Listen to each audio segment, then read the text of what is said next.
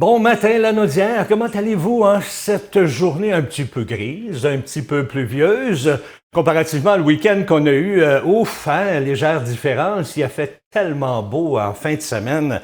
J'espère que vous en avez profité pour aller jouer un peu dehors, aller marcher, hein, parce que c'était la marche également ici à Mandeville et à Saint-Gabriel. Louise va peut-être nous en parler parce que je pense que Louise a participé, c'est samedi ou vendredi, elle va nous dire tout ça. Eh bien, moi, j'en ai profité pour travailler sur le terrain un petit peu. C'était tellement beau. Mais là, on a besoin de pluie. Ben oui, on a besoin de pluie. Ça fait longtemps qu'on n'en a pas eu. On va vérifier avec Louise, qui est là, présentement à l'extérieur. Louise, là, de la pluie, on va en avoir pour quelques jours. On a une petite accalmie, là. Il ne pleut pas. Mais oui, on a pour quelques jours. Mais probablement demain après-midi des éclaircies. Fait que on va attendre pour demain après-midi. On va voir, là. Mais demain après-midi, il devrait avoir des éclaircies. Mais aujourd'hui, c'est de la pluie toute la journée. Mais on a quand même 15 degrés ce matin. C'est surprenant, là. On a 15 degrés avec de la pluie. C'est plate, mais... Puis oui, j'ai fait la marche en fin de semaine, puis 11 km, ça rentre un petit peu dans les jambes. 11 km? 11 km, mon cher. Mais ça a bien été, puis les gens étaient super gentils, puis on a eu du plaisir en masse. C'était une belle marche. Oui, j'imagine. Hein? Puis t'as pas fait celle de Saint-Gabriel? Non, je pouvais pas. T'avais trop mal dans les jambes? Ben, un petit peu, là. C'est là qu'on découvre qu'on a des muscles au repos. Oui, effectivement, des nouveaux muscles qu'on n'avait jamais vus. Hein? Mais oui, c'est là. Ben, comme ça, il va pleuvoir pas mal toute la semaine, tu penses? Ben oui, pas mal toute la semaine. Ben, de toute façon, on en a besoin. Ben oui, c'est ça qui arrive, on a besoin de pluie. Fait que depuis le temps qu'on en demande. Ouais, hey, le fleuve, je sais pas, as-tu été voir ça, toi, le fleuve monter, là? Ouais, ben non, j'ai pas été voir le fleuve monter, mais quand on a pris l'autobus pour aller avec l'équipe de hockey, on a passé vis-à-vis le fleuve Saint-Laurent. Puis, oui, là, c'est long, les bords, là, c'est comme, tu pourrais quasiment faire une plage. Là, tellement que c'est grand, puis l'eau est vraiment basse. Ah, c'est quelque chose qu'on n'a pas jamais vu auparavant, hein? Non. Moi, j'ai pas vu ça, moi, là, jamais. Moi non plus. Louise, merci beaucoup. On te retrouve dans une dizaine de minutes pour tous les détails météo. Ben, pas de problème, Danny. À tantôt. À tantôt. Et nous, on a une très belle émission pour vous aujourd'hui. Oui, parce qu'on va parler de sport. On va parler de hockey avec Martin Bruno qui vient nous parler des loups. Ah, ça va pas tellement bien de ce côté-là pour l'instant, mais ça va remonter, ça c'est sûr et certain. Et vers les 9h50, eh bien, on parle avec la directrice de la maison Louis Cyr de Saint-Jean-de-Mata, Madame Claire Gutadoro, qui va venir nous parler de culture. Oui, parce qu'on a une nouvelle chronique culturelle qui commence aujourd'hui à 9h50. C'est à ne pas manquer.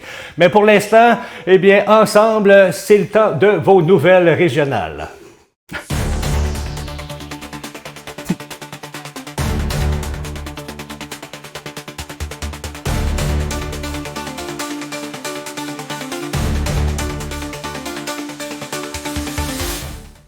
Et oui, c'était moi le fautif avec son téléphone qui avait oublié de fermer la sonnerie. Eh bien, du côté de vos nouvelles, encore une fois, nos personnes aînées et les personnes vulnérables, eh bien, vont payer le prix dans les CHSLD. Pourquoi? Parce que Santé Québec a mis fin au mandat de l'Institut de tourisme et d'hôtellerie du Québec, l'ITHQ, qui offrait des formations en gestion alimentaire dans les CHSLD. Eh bien, pourtant, ces formations avaient été lancées pour améliorer la qualité des repas et les conditions d'hygiène dans les établissements. Un audit réalisé en 2022 avait révélé des problèmes importants. Manque de cuisiniers qualifiés, absence de fruits et légumes frais, et même risque de toxi-infection. Eh bien, l'ITHQ avait alors proposé d'étendre ces formations à l'ensemble des CHSLD publics du Québec. Mais avec l'arrivée de Santé Québec et les compressions budgétaires, eh bien, le projet a été interrompu. C'est près de 900 000 $ prévus pour la suite du mandat qui n'ont pas été dépensés. Pour Sylvie Tremblay, présidente du regroupement provincial des comités d'usagers, eh bien, c'est une décision incompréhensible. Elle estime que le réseau public se prive d'une expertise précieuse et que ce choix affecte directement le bien-être des résidents. Eh bien, le rapport de l'ITHQ souligne pourtant que il y a eu des progrès réalisés, comme l'amélioration des recettes, meilleures pratiques en cuisine et création de fiches pratiques et de capsules de formation. Mais des obstacles persistent, comme le roulement du personnel et aussi le manque de connaissances culinaires chez certains gestionnaires. Eh bien, l'ITHQ recommande de nommer une personne formée en cuisine pour faire le lien entre les décisions de gestion et la réalité du terrain. Bien, pour l'instant, Santé Québec analyse la suite à donner au projet. Eh bien, maintenant que la crise de la COVID-19 est passée et que la population a les yeux rivés sur autre chose, on en profite, encore une fois, pour couper dans un endroit qui, pourtant, mérite qu'on y prête toute notre attention, les personnes vulnérables et les personnes âgées dans les CHSLD. Lu dans le Journal de Montréal, eh bien, l'ancien président du Collège des médecins du Québec, le Dr Yves Lamontagne, ne mange pas ses mots. Selon lui, certains médecins qui réclament la destitution du président actuel, le Dr Maurice Gaudreault, agissent comme des bébés gâtés. Il juge leur réaction exagérée et affirme n'avoir jamais vu ça. Tout a commencé lorsque le Dr Gaudreault a demandé à ses collègues de mettre fin aux moyens de pression dans le cadre des négociations avec le gouvernement. Une sortie qui a mis le feu aux poudres. Mais pour le docteur Yves Lamontagne, qui a dirigé le collège pendant plus de 10 ans, ces médecins ont oublié le rôle fondamental de l'ordre professionnel. Premièrement, protéger le public et faire respecter le code de déontologie. Il rappelle que le collège n'est pas un syndicat. Il soutient aussi que le président actuel n'a pas dépassé ses fonctions en soulignant que les moyens de pression utilisés le mois dernier allaient à l'encontre des règles déontologiques. Parmi ce geste, eh bien, certains médecins avaient même cessé d'enseigner aux étudiants. Une décision que le docteur Lamontagne déplore vivement. Bien, il critique aussi le projet de loi 106 qui propose de lier une partie de la rémunération des médecins à leur performance. Selon lui, bien, c'est difficile à mesurer, car le temps passé avec un patient peut varier énormément. Mais il reconnaît toutefois que le gouvernement a le droit de vouloir plus de contrôle sur les sommes versées aux fédérations médicales. Et il ne cache pas son malaise face aux revendications financières. Il mentionne que tout revient toujours à du fric finalement, et qu'il n'y a pas un médecin au Québec qui est mal payé et qu'il trouve ça un peu honteux, quand on est parmi les mieux payés de la société, d'en vouloir encore plus. Enfin, il s'inquiète des conséquences qu'aurait une destitution du président du collège, parce que selon lui, le docteur Gaudreault a le droit d'exprimer ses opinions et il faut respecter ça. Le 9 octobre dernier, le ministre de la Justice, Simon Jolin Barrette, a déposé à l'Assemblée nationale le projet de loi numéro 1, la loi constitutionnelle de 2025 sur le Québec. Le gouvernement du Québec propose donc une nouvelle constitution pour mieux refléter qui nous sommes comme peuple. Ce projet de loi vise à regrouper dans un seul texte les principes qui définissent notre État, nos institutions, nos droits et nos valeurs. 3 grands objectifs sont mis de l'avant: protéger, renforcer et rassembler. Protéger, d'abord les droits individuels et collectifs, comme le droit à l'avortement, l'aide médicale à mourir, et les lois fondamentales du Québec. Le projet affirme aussi le droit du Parlement à utiliser la clause de souveraineté parlementaire, tout en réaffirmant l'intégrité du territoire québécois. Renforcer, ensuite, l'égalité entre les hommes et les femmes, le caractère distinct de la nation québécoise et aussi notre autonomie constitutionnelle. Le texte propose de rejeter les symboles de la monarchie, de créer un conseil constitutionnel et de donner au Québec plus de poids sur la scène internationale. Et finalement, bien rassembler les Québécoises et les Québécois autour de notre langue commune, le français, de notre culture, de notre modèle d'intégration différent du multiculturalisme canadien et de nos valeurs sociales, comme la laïcité de l'État. Le projet veut aussi mettre en avant notre vision des droits et libertés et les principes fondamentaux de notre démocratie. Bien, pour le ministre Simon Jolin Barrette et Mathieu Lévesque, qui est adjoint gouvernemental à la justice, cette constitution serait à la fois un miroir et un bouclier pour le Québec. Elle permettrait à la population de se reconnaître pleinement dans une loi fondamentale et de prendre son avenir en main. Et bien, suite à ce dépôt de projet de loi, Simon Jolin Barrette change de ton face aux critiques reçues. Il se dit ouvert maintenant à une consultation générale. Autrement dit, le grand public pourra participer, et pas seulement les experts. Son cabinet affirme que le projet est rassembleur et que l'objectif est de rallier les Québécois autour d'un texte commun. Jusqu'ici, bien, seules les consultations particulières étaient prévues, des rencontres réservées avec des spécialistes du domaine. Mais devant la critique des partis d'opposition qui dénonçaient le manque d'écoute, le ministre a décidé d'élargir le processus. Les citoyens et les groupes auront jusqu'au 12 novembre pour déposer leur mémoire et la consultation débutera le 25 novembre. Les libéraux saluent cette ouverture, mais restent prudents. Ils auraient préféré une tournée dans plusieurs régions et rappellent que ce genre de démarche aurait dû commencer bien avant la rédaction du projet. Le texte déposé à l'Assemblée nationale la semaine dernière a été rejeté par les 3 partis d'opposition. Mais malgré tout, Simon Jolin Barrette reste confiant de pouvoir les rallier. Je vous ai parlé au mois d'août que la série Saint-Michel à Saint-Michel-des-Saints annonçait la suspension temporaire des opérations jusqu'au 13 octobre. Un arrêt occasionné par l'augmentation, des droits compensateurs et anti-dumping à plus de 34,45 % par le gouvernement américain. Eh bien, l'entreprise espérait une entente entre le Canada et les États-Unis qui ne s'est jamais concrétisée. Alors, depuis le 4 août, la série Saint-Michel a cessé ses activités au niveau de l'usine de sciage et des opérations forestières. Et pour la suspension des opérations de l'usine de rabotage, la cessation des activités est intervenue le 18 août.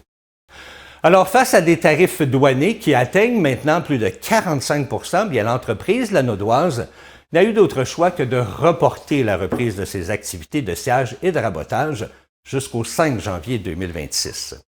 En d'autres termes, jusqu'à ce qu'elle reçoive le programme fédéral de soutien aux droits compensatoires. Rappelons que depuis le 1er août dernier, c'est plus de 256 travailleurs de la série Saint-Michel qui sont sans emploi. Je termine avec des chercheurs qui ont peut-être trouvé une nouvelle façon de réparer nos dents. Oui, et ce, naturellement. Au lieu de recourir à des implants ou des prothèses, une équipe de Tokyo et du Texas explore comment notre corps pourrait régénérer lui-même ses dents et les os qui les soutiennent. Leur étude, menée sur des souris, a permis d'identifier 2 types de cellules souches jusqu'ici méconnues. Ces cellules jouent un rôle clé dans la formation des racines dentaires et de l'os alvéolaire. C'est l'os de la mâchoire qui maintient nos dents en place. Grâce à des techniques de pointe, les chercheurs ont pu suivre le développement de ces cellules et comprendre comment certaines protéines influencent leur transformation. L'une de lignées cellulaires située dans la papille apicale, qui est la zone de tissu mou située à l'extrémité de la racine d'une dent en développement, peut se transformer en différents types de cellules, soit les odontoblastes qui construisent les dents, les sémentoblastes qui forment la couche protectrice de la racine, ou les astéoblastes qui construisent ou réparent l'os. L'autre lignée, concentrée dans le follicule dentaire, qui est un tissu conjonctif qui entoure une dent en développement, produit une protéine appelée PTHRP. Elle pourrait aussi se transformer en sémentoblaste, mais seulement dans des conditions bien précises, comme lors d'une réparation ou d'une régénération. Pour les chercheurs, cette découverte ouvre la voie à des traitements innovants, capables de régénérer la pulpe dentaire, les tissus autour des dents et même l'os de la mâchoire. Une avancée qui pourrait un jour permettre de remplacer une dent perdue sans passer par la case implant. Très intéressant. Alors, c'est ici que je termine la première partie de vos nouvelles. On va aller faire tout de suite un tour du côté de la météo avec Louise. L'accalmie est terminée, il pleut. Bon, ce matin, il fait un beau 15 degrés avec de la pluie, mais savez-vous quoi? Le vent est revenu encore aujourd'hui. Puis pour une bonne partie encore de la semaine, le vent va être présent.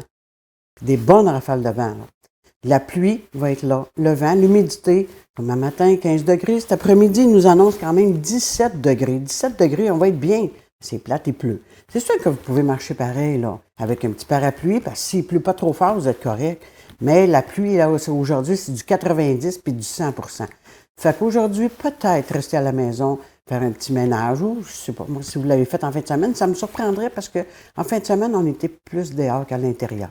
Moi, j'ai fait la marche, puis j'étais beaucoup plus à l'extérieur qu'à l'intérieur. J'ai serré un petit peu mes choses. Savez-vous quoi? J'ai commencé à regarder mes décorations de Noël. Parce que quand j'ai fait la marche, les gens m'ont parlé de... que les gens vont se promener dans des rues, puis ils se promènent dans des... pour Noël, comment on appelle ça? Je vais le trouver, puis ça va me revenir. Après ça, on revient à la météo. Pour ce soir, c'est de la pluie. Cette nuit, 10 degrés pour la nuit, on va être très bien. Fait que là, de la pluie. Demain après-midi, il va y avoir un petit changement. Dans l'après-midi, on devrait avoir un petit peu de soleil. Mais ça ne sera pas pour longtemps. Ça ne sera vraiment pas pour longtemps parce qu'il annonce de la pluie encore dans la soirée. Mais les températures sont merveilleuses. On va avoir du 14, du 11 degrés. C'est des choses pas normales pour le temps. Ici, là, c'est incroyable. Puis, encore là, les couleurs sont belles encore. C'est drôle, hein? Mais on a bien du vent, mais il y a encore des belles couleurs. Quand j'ai monté là, en autobus, là, bien, Colin, il y avait encore des belles couleurs. Puis, on était là, on regardait. C'est incroyable avec tous les vents, puis les rafales de vent à 40 km/h. Et c'est épouvantable qu'on ait encore des feuilles dans nos arbres.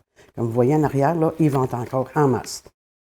Puis, pour, mettons, mercredi, là, c'est incertain. On peut avoir du ciel dégagé, on peut avoir un petit peu de pluie, mais il en annonce tout le temps un petit peu dans la journée. Fait qu'il faut se dire que cette semaine, c'est de la pluie du lundi au vendredi pour toute la semaine.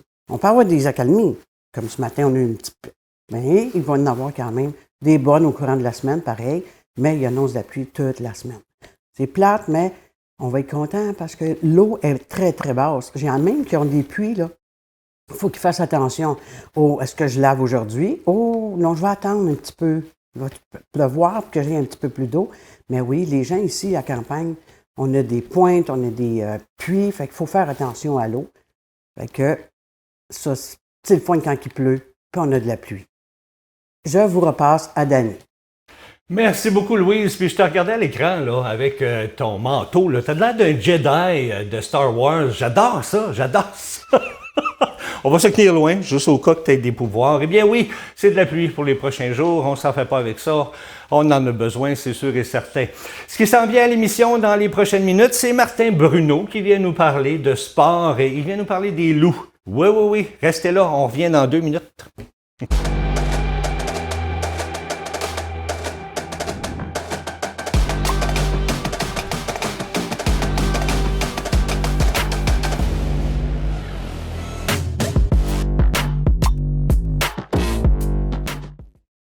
Vous êtes de retour à Bon Matin la Naudière et moi je suis en compagnie de Martin Bruno. Allô Martin? Salut Denis. Ça va bien? Ben oui. Ouais, Martin, ça va bien, mais pas sûr que ça va aussi bien avec nos loups. Ben écoutez, on se cachera pas que c'est un début de saison en delà de nos attentes. On a 4 défaites en 4 parties, mais c'est des défaites soit par un but ou par un but d'assurance dans un filet désert en fin de match. Ben, il n'y a pas de partie où on s'est fait déclasser, où ça finit 9-2 ou 7-1, là, il n'y a pas eu de ça. Mais effectivement, on s'attendait à un meilleur début de saison avec les joueurs, les vétérans qui revenaient et les nouveaux ajouts qui s'est fait durant l'été. Mais c'est du hockey. Fait que c'est une ligue compétitive. Fait qu'un soir donné, tout le monde peut battre tout le monde. Puis nous autres, on n'a pas été chanceux. Depuis 4 matchs, ben, c'est nous autres les perdants. Mais ça peut, je connais pas très l'affaire, là, mais ça peut-tu jouer et d'être toujours à l'extérieur contre ça? C'est sûr, ça a une incidence. Oh, oui, ça a une incidence, c'est sûr. Parce que déjà, jouer à l'extérieur en partant, au départ, on n'a pas le dernier changement. Donc, c'est pas nous autres qui décident des joueurs qui embarquent sur la glace quand l'arbitre donne il y a un arrêt de jeu. Fait qu'on est au détriment des décisions de l'autre club. Et puis, c'est sûr que les autres équipes sont toujours dans leurs environnements, dans leurs affaires, dans leurs chambres, avec leurs spectateurs. Fait que oui, ça a une incidence, c'est sûr. Puis il y a aussi l'effet du voyagement. On ne veut pas faire 1h30 d'autobus avant, puis 1h30 d'autobus en s'en revenant. Mais ça joue sa fatigue. Mais on est tous des humains, même si c'est des athlètes. ça lui rentre dans le système. C'est des athlètes, mais ces gens-là travaillent aussi durant la semaine. Effectivement, ça n'a rien à voir avec les ligues professionnelles. Là. C'est ça, qui ne font que ça. Qui ne font que ça. Ça reste une ligue compétitive, mais oui, effectivement, les gens travaillent 40-50 heures semaine, puis le hockey, c'est un ajout à leur semaine. Là. Mais comment est le moral des troupes? Ah, le moral va super bien, parce que la dernière partie qu'on a jouée samedi passé à Contrecœur, c'était notre meilleure partie de l'année. OK. C'était tout le monde est satisfait de la performance qu'on a. C'est sûr qu'on était déçus du résultat, là. Mais c'était l'effort était là. On voyait que l'équipe était en mission. On a des bons leaders avec le capitaine Moisin. Tout rentre dans. On n'est pas loin là, de tourner le coin pour savourer notre première victoire de l'année. Là. On espère dimanche prochain contre nos rivaux de proximité, Saint-Lin, qui est la nouvelle équipe dans la Ligue. Mais là, dis-moi, si tu me dis que tout est là pour gagner, qu'est-ce qui se passe qu'on a un petit peu de difficulté à pas gagner? Ben, il y a eu, le voyagement est un impact. Ouais. Il y a eu des coups de malchance. Quand un but rentre, puis elle a dévié sur 3 ou 4 culottes avant de rentrer dans le but, bon, c'est qu'il y a un petit moton de glace, par rapport par-dessus le bâton, puis elle rentre. C'est toutes des petites choses qui arrivent dans le hockey, mais là, ça nous arrive tout en même temps. OK. Fait qu'il y a ça, mais le moral est bon, puis on a confiance à notre gang. On fera pas... il n'y aura pas une vente de feu, on n'échangera pas 12 joueurs pour en ramener 10 autres. Là. On ne fera pas ça. Là. La stabilité est bien importante. Nos gars sont conscients que ceux qui n'en ont pas joué ne pas bon. Ceux qui ont moins bien joué sont conscients qu'il faut qu'ils en donnent plus. Ceux qui ont bien joué, au moins, nos meilleurs sont pas mal les meilleurs à chaque partie. OK. Fait que ça, c'est important. Puis le moral est bon. Puis... Même si on a perdu les 4 premiers matchs, le moral reste bon quand même. Parce qu'on est conscient aussi qu'on a tous beaucoup de hockey dans le corps. Là. Okay. C'est d'expérience, d'années, puis tout ça. Puis on est conscient qu'on ne gagne pas de coupe en octobre. Parce que ce qui est important, c'est de prendre le tournant, savourer des victoires, monter au classement, s'enligner pour le début de saison et le début de l'année et la fin de saison pour rentrer frais et dispo avec tous nos moyens en série pour se rendre le plus loin possible. Fait que donc, d'après toi, on n'est pas stressé? Non. On n'est pas stressé, même si on a perdu 4 games, là, ça va se replacer, tu penses? Les résultats sont décevants. Mais l'effort est là. Fait que non, on n'est pas en panique. Là. Non, pas du tout. Non. Puis vous autres non plus, assis dans les estrades, là? Hein? Non, ben là, c'est sûr qu'il y a eu un petit réaménagement derrière le banc. Moi et Pierre-Luc, on était en arrière du banc samedi avec les deux assistants coach, Marc et JP, parce qu'il y a eu un événement dans la direction. Mais il n'y a pas de...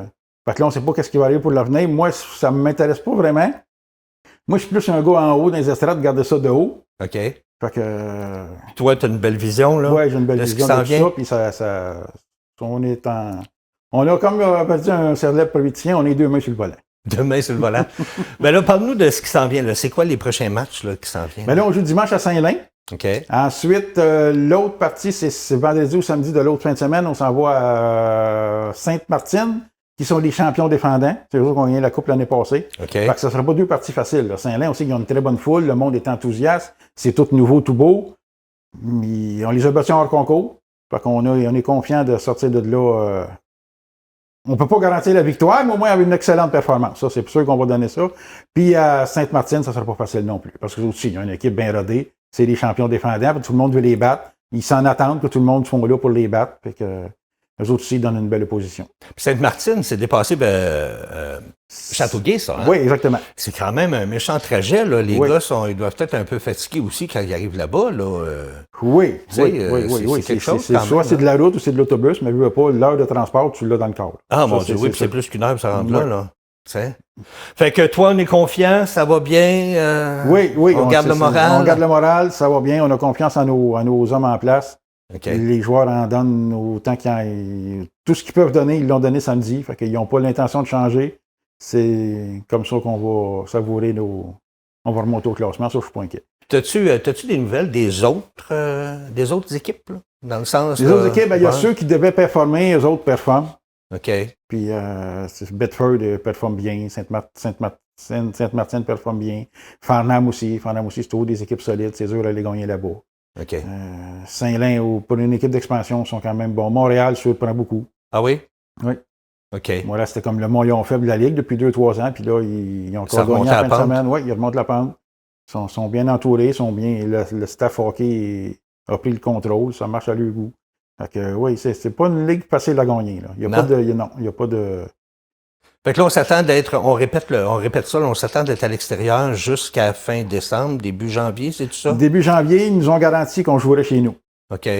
C'est fort possible que les 3 parties qu'on était censés jouer à Saint-Gabriel en décembre, on les joue à l'extérieur. OK. On va être considéré comme l'équipe locale, mais on va jouer ailleurs. OK. C'est ça les derniers développements là, dans les travaux de l'aréna. Fait que pour quelqu'un qui ne connaît pas ça comme moi, là, rappelle-nous, habituellement, c'est-tu un match à l'extérieur, un match à l'intérieur, ici? Habituellement, oui. Habituellement, ça s'échange. On peut jouer 2 à l'extérieur, 2 à la maison, mais habituellement, on part pas sur un... OK. Là, c'est comme si on serait comme une équipe itinérante parce qu'on n'a pas de domicile. Notre domicile est en rénovation. Fait que c'est sûr que ça a un gros impact sur nos performances, mais... Puis là, il y a combien de parties là, jusqu'au mois de décembre qu'on joue à l'extérieur? On était censé en jouer 10 à l'extérieur, 10 à l'extérieur, 10 à Saint-Gabriel. OK. Mais là, avec le retard des travaux, ben, ça va être 13-7. On va en jouer 13 à l'extérieur, 7 en maison.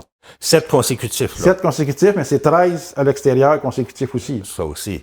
OK. Puis t'as pas eu de nouvelles là, de Daniel là, pour savoir si les dates avaient changé ou quoi que ce soit là, ici à l'Arena, là? Non, ben ils nous ont. Qu'on joue à l'extérieur en décembre, c'est pas rentré dans le. C'est pas sûr. OK. Mais ils nous ont garanti qu'en janvier, on n'était pas joué à Saint-Gabriel. On espère que les travaux, il y a le bon train puis qu'on peut jouer au moins 1 ou 2 parties en 20 fêtes chez nous. Mais c'est rien de sûr. Oui, parce que les partisans ont hâte que vous reveniez. Effectivement. Hein? Nous, on a hâte de les voir aussi. Martin, merci beaucoup. Ben, ça va plaisir, Super le fun toujours de te recevoir et avoir des nouvelles de notre équipe. C'est toujours un plaisir d'être parmi vous autres. Merci beaucoup. Nous, on s'arrête le temps d'une pause et au retour, bien, l'émission se poursuit avec d'autres nouvelles. Puis on a un autre chroniqueur qui s'en vient là, vers les 9h50. On va parler de culture. Oui, du culturel avec elle. Restez là. Nous sommes de retour, il est presque 9h30. Ben, il est 9h30 précisément. Vous êtes toujours à l'antenne de CTB TV avec la meilleure émission du coin. Oui, bon matin la Nozère, j'espère que vous allez bien. Bienvenue à vous si vous venez de vous joindre à nous. À l'émission, ça se poursuit. Bien, on va avoir un autre bloc de nouvelles dans quelques instants et je reçois vers les 9h50 Madame Claire Gutadoro, qui est directrice à la maison Louis Cyr de Saint-Jean-de-Mata. Elle va venir nous parler d'une chronique culturelle. Ouais, qu'est-ce qui se passe et c'est quoi les options qu'on a là pour les prochains jours à propos de la culture. Ça va être super intéressant.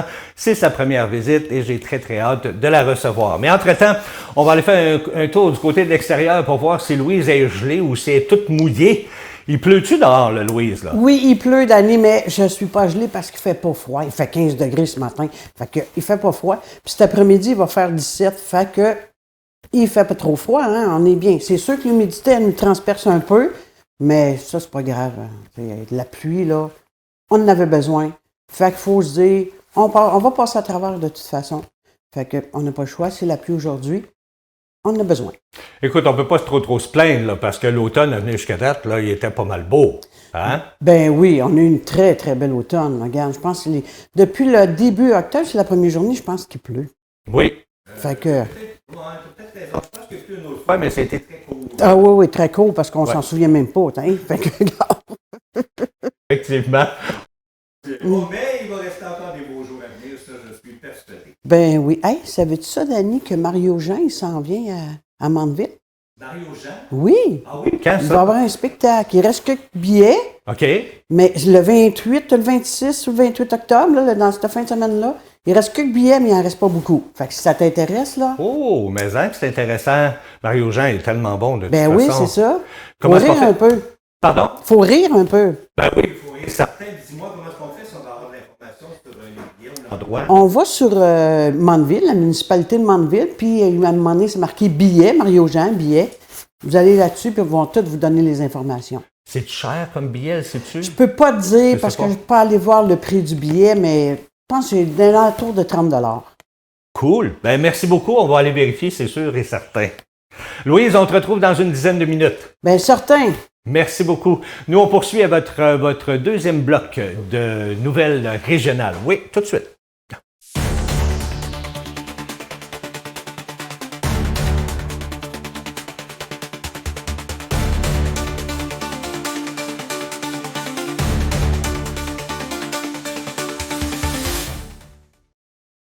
Eh bien oui, nous sommes de retour. Est-ce que mon micro marche bien, Claude? Il marche bien? Ouais, des petits problèmes de micro, ça a l'air qu'il coupait. Alors, ben oui, on va parler de nouvelles. Cette fois-ci, on va aller du côté de Saint-Côme. Oui, parce que toute une nouvelle. Un motocycliste dans la quarantaine lutte pour sa vie après une violente collision survenue hier à Saint-Côme. L'accident s'est produit vers 13 heures sur le rang Versailles. Selon les premières informations, eh bien, l'homme qui circulait vers le nord est entré en collision avec une voiture qui transportait 2 personnes. Eh bien, ces dernières n'ont pas été blessées. Le motocycliste a été transporté d'urgence à l'hôpital avec des blessures graves et selon la Sûreté du Québec, bien, son état est critique et on craint pour sa vie. Un enquêteur spécialisé en collision s'est rendu sur place pour comprendre les circonstances de l'accident. Voyons, j'ai perdu le terme politique, le 2 novembre prochain, les élections, voilà. Les élections s'en viennent, hein, puis on va vous en parler de plus en plus. Ça se passe le 2 novembre prochain. Puis on va aller faire un tour du côté de Sainte-Mélanie, parce que la course à la mairie s'annonce animée. Le maire sortant, qui ne se représente pas, et 2 candidats qui sont maintenant en lice. Hugues Hainaut, à la tête du parti Alliance Sainte-Mélanie, et Yves Blanc, qui se présente comme indépendant. Eh bien, du côté de l'équipe Hainaut, on propose un plan électoral complet, axé sur la proximité, la transparence et l'éthique. Parmi les priorités, eh bien, on veut faire des consultations publiques ouvertes, un comité citoyen pour suivre les projets et un code d'éthique renforcé. L'équipe veut aussi soutenir les marchés saisonniers, moderniser l'usine de traitement des eaux, améliorer la sécurité routière et protéger les boisés municipaux et bonifier aussi l'accès aux sentiers. Elle mise sur une meilleure qualité de vie pour tous les âges, avec des activités gratuites et des milieux intergénérationnels. Quant à Yves Blanc, lui, un ancien conseiller municipal bien connu dans la région, bien, il souhaite assurer le rôle de maire sans partisanerie. Son plan touche à plusieurs enjeux. Réduire le fardeau des taxes, améliorer l'entretien des routes, dynamiser l'économie locale, préserver le patrimoine et soutenir les familles et les aînés. Il veut aussi encourager le rayonnement des artistes, protéger l'environnement et aussi faciliter la vie des agriculteurs. Eh bien, les citoyens recevront bientôt un dépliant détaillé sur la vision d'Yves Blanc, tandis que le programme complet d'Alliance Sainte-Mélanie est disponible sur la page Facebook du parti. Vous savez que c'est peut-être surprenant, hein, mais au Québec, certains citoyens auront le droit de voter plus d'une fois lors des élections. Oui, oui. Et bien, c'est tout à fait légal, à condition, bien sûr, d'être propriétaire dans plusieurs municipalités. En clair, si vous avez, par exemple, une résidence à Joliette, votre résidence principale, vous avez aussi un chalet à Saint-Donat et un immeuble à Montréal, eh bien, vous pouvez voter dans chacune de ces villes. Ce droit s'applique aux propriétaires d'immeubles, de terrains ou de chalets, peu importe où ils se trouvent. Par contre, on ne peut voter qu'une seule fois par municipalité, même si on possède plusieurs propriétés. La porte-parole d'Élections Québec explique que c'est possible parce qu'il y a environ 1100 élections municipales distinctes en même temps et que chaque conseil municipal est élu séparément, ce qui permet à un citoyen de participer à plusieurs scrutins, contrairement à une élection provinciale où une seule élection est tenue par Élections Québec pour l'ensemble de la province.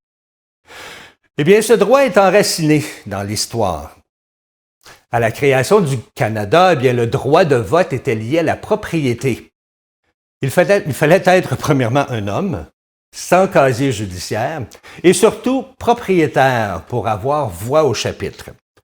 Même si cette exigence a disparu au niveau fédéral en 1920 et provincial en 1936, bien, elle est toujours restée au municipal.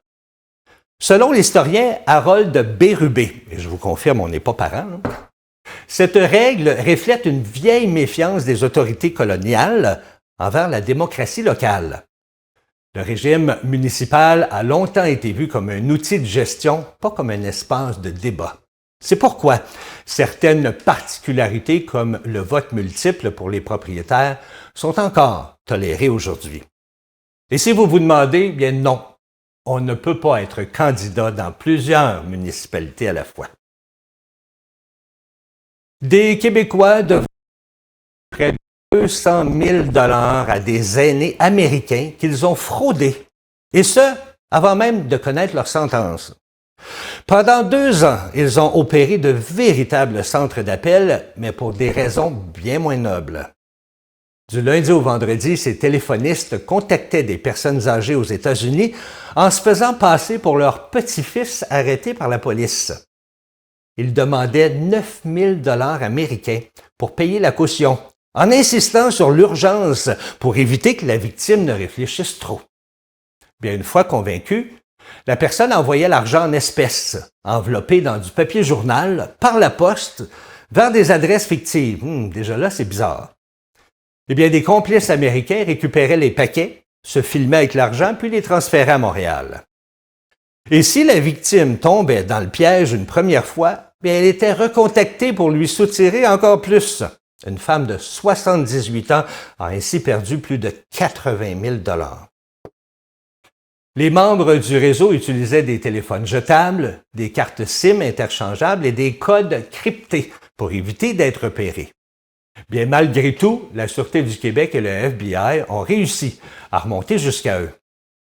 Sur les 1750 appels recensés, seulement 20 victimes ont pu être identifiées, mais près de la moitié des 398 000 $ envoyés ont été interceptés. La juge Eliane B. Perrault n'a pas lâché ses mots, qualifiant le crime de crapuleux. Eh bien, les accusés, dont David Anthony Di Rienzo, ont plaidé coupables à des accusations de gangstérisme, de complot et de fraude. Ils recevront leur sentence en janvier. Alors, que faire si l'on croit avoir été victime de fraude? Eh bien, le sergent Jean-Raphaël Drolet de la Sûreté du Québec nous explique la marche à suivre.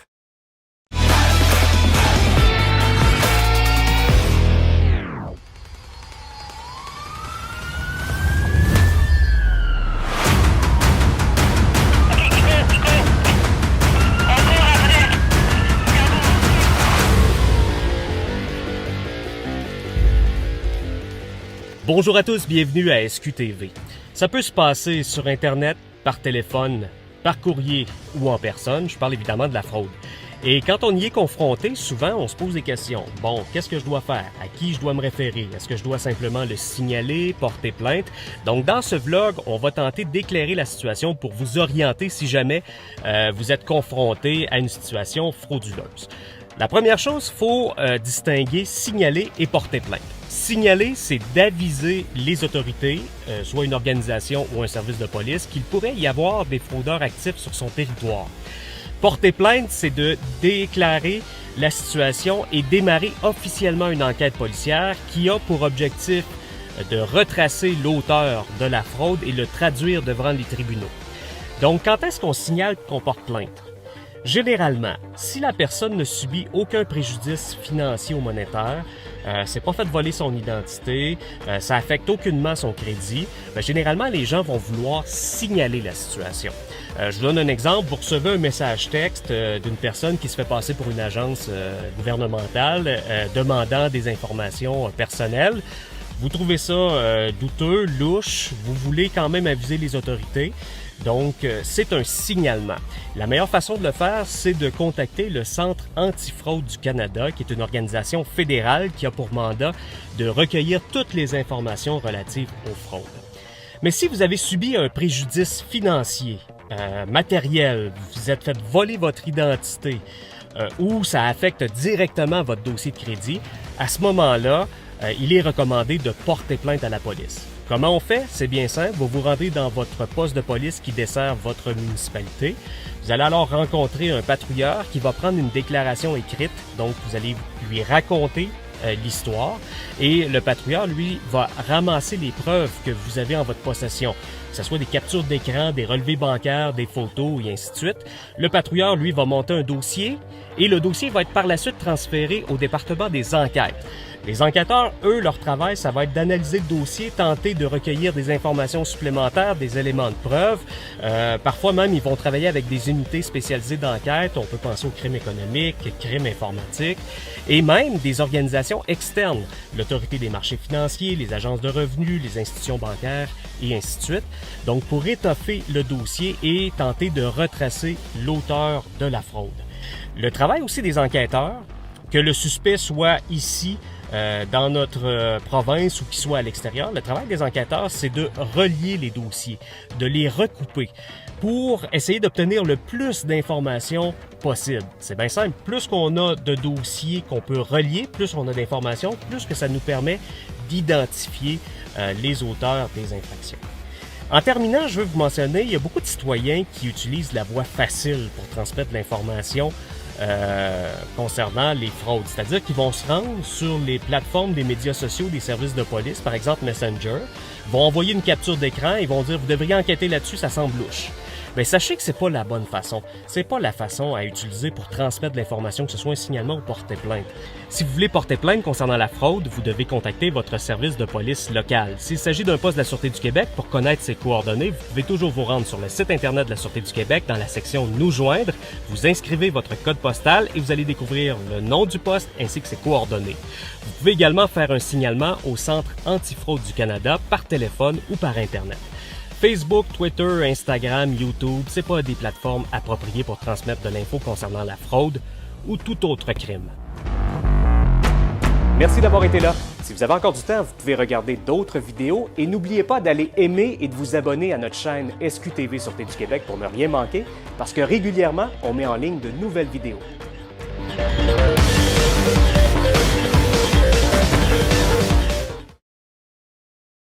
Merci beaucoup au sergent Jean-Raphaël Drolet qui nous a expliqué quoi faire si jamais ça vous arrivait. Très, très, très intéressant. Eh bien, c'est ici que je termine cette deuxième partie de votre bulletin régional. On va aller faire un tour du côté de la météo. On va aller voir notre je cherche le mot, je l'ai perdu. Notre Jedi. Jedi, oui, merci beaucoup. Jedi. Allez-y, allez-y. Il m'appelle le Jedi. Il pleut, car voulez-vous, faut que je me protège. Bon, pour aujourd'hui, comme je vous disais tantôt, il n'y a pas grand-chose à dire. C'est de la pluie. De la pluie. C'est sûr qu'il va faire chaud, mais il y a de la pluie. De l'humidité et du vent.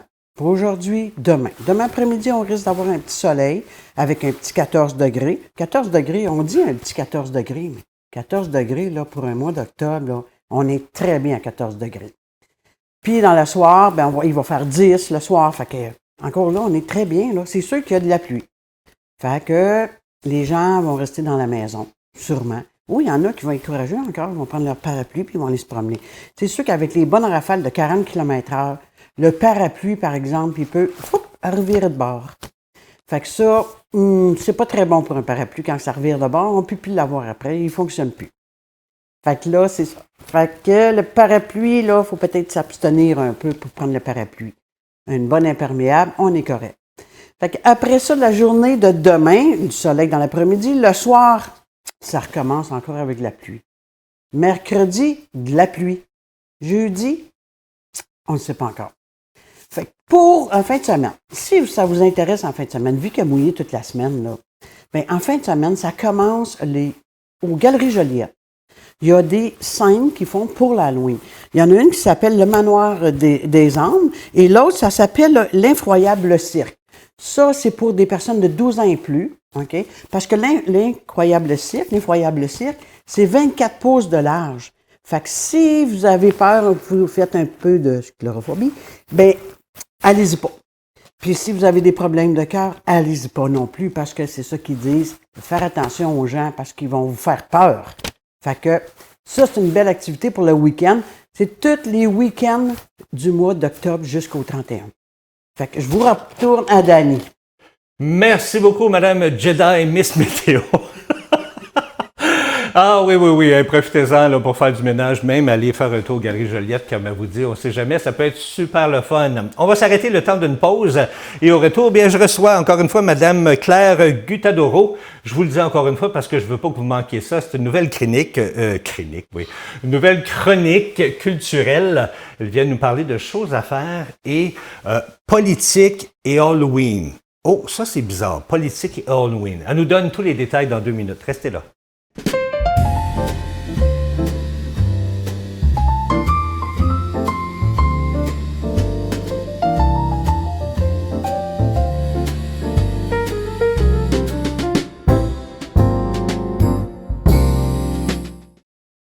Eh bien oui, nous sommes en compagnie d'une nouvelle chroniqueuse. Son nom, c'est Claire Gutadoro. Bonjour Claire. Bonjour Dani. Ça va bien? Très bien et toi? Ça va très bien. Tu permets qu'on se tutoie? Avec plaisir. Merveilleux. Pour ceux qui ne connaissent pas Claire, elle est directrice générale à la Maison Louis Cyr à Saint-Jean-de-Matha. C'est tout récent, ça. C'est très récent depuis le mois de mai 2025. OK. Puis toi, la culturelle, c'est quelque chose qui t'attire? Ça me fait vibrer. Ça te fait vibrer, hein? Ben écoute, on va parler, pour ta première chronique, tu veux nous parler d'élections municipales et d'Halloween. Là, es-tu en train de nous dire qu'il faut se déguiser en bulletin de vote? C'est l'idée, exactement. Je suis là pour vous donner plein d'idées de costumes. Non, pour faire simple, c'est 2 sujets qui sont très importants et liés intrinsèquement. Je vais vous parler des élections municipales aujourd'hui tout simplement parce que la culture et le soutien de la culture, ça passe par là. C'est ce qui nous permet de savoir comment on va occuper notre fin de semaine. C'est vrai. Alors, dis-moi, là, les élections municipales, là, pourquoi c'est un moment clé pour la culture?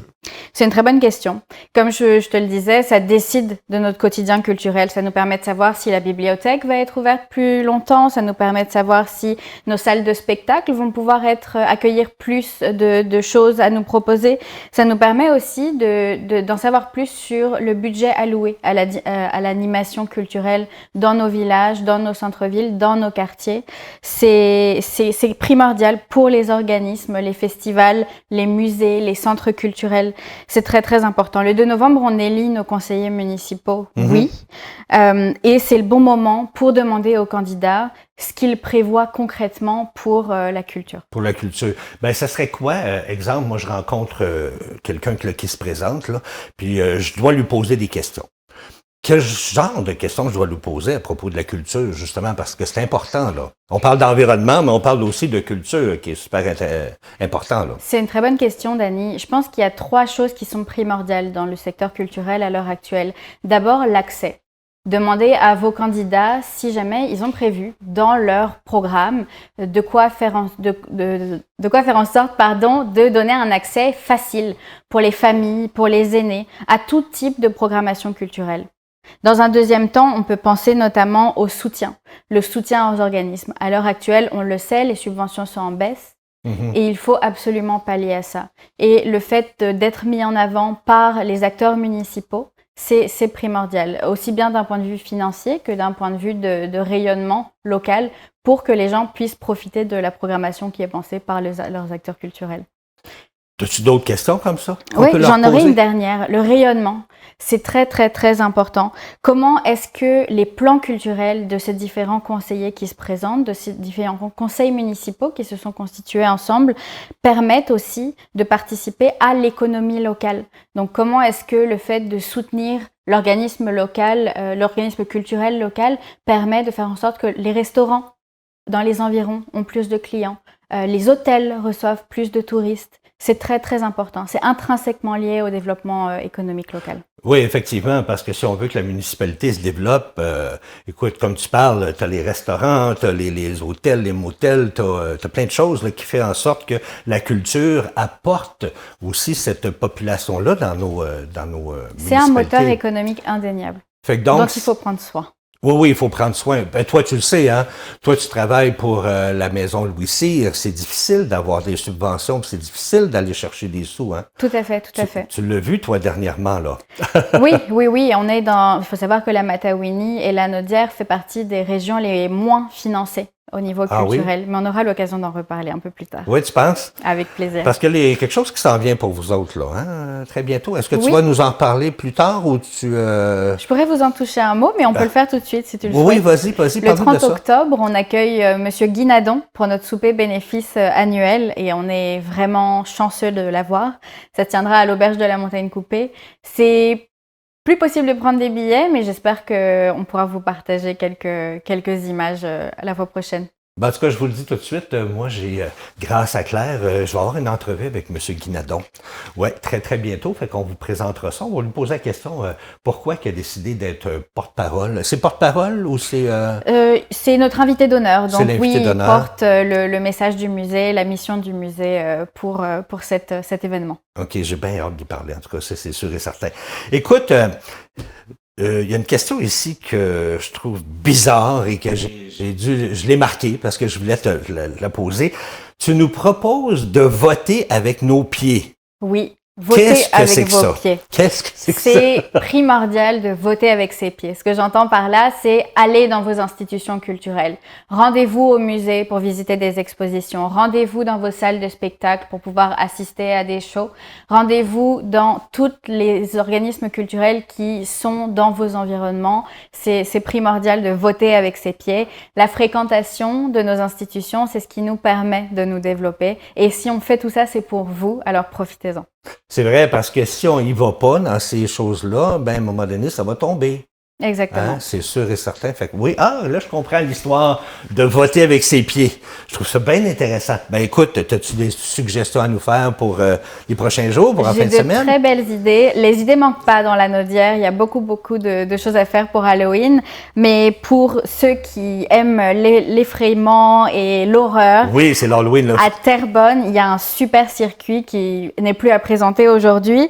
Le circuit de théâtre incontournable, Les Morts nous sont comptés. OK. Est-ce que tu en as déjà entendu Non, parler? pas du tout. Il paraît que c'est la dernière année à voir, mais je vous encourage fortement à réserver vos places. C'est le vendredi et le samedi. Mais c'est quoi? C'est une pièce de théâtre ou c'est quoi? Exactement. C'est une pièce de théâtre dans un circuit. Donc, en fait, on se promène dans les jardins OK. et c'est des îles de l'île des Moulins et c'est magnifique. Et ça s'appelle?